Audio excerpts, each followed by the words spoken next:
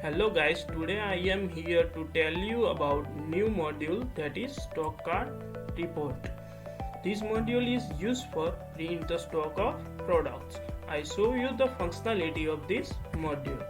You can see the menu for stock card report. This is the menu for stock card report. You can click on stock card report menu and see the wizard for a stock card report. This is the wizard for stock card report. Then after fill the given information in wizard like start date, end date, company, warehouse and products. Select all the products in a products.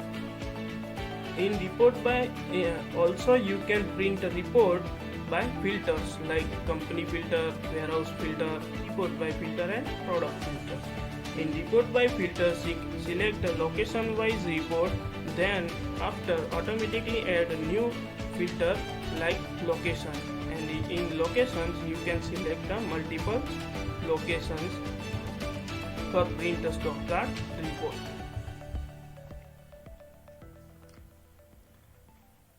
Here you can see the three checkbox options are given in a wizard. First is negative stock display in red text, second is show stock valuation, and third is a skip zero stock. First option is used for display negative stock in a red text like this. This is the negative stocks and display in a red text. Second is the stock valuation. This option is used for print valuation in a report. This is the valuation and this is the print in a report.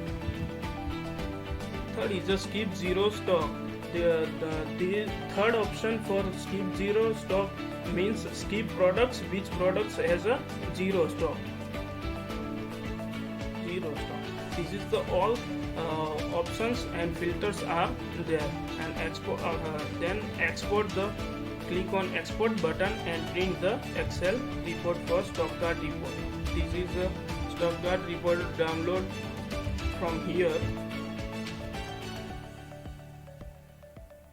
This is the all the functionality of this module, and this is the report for print from export button.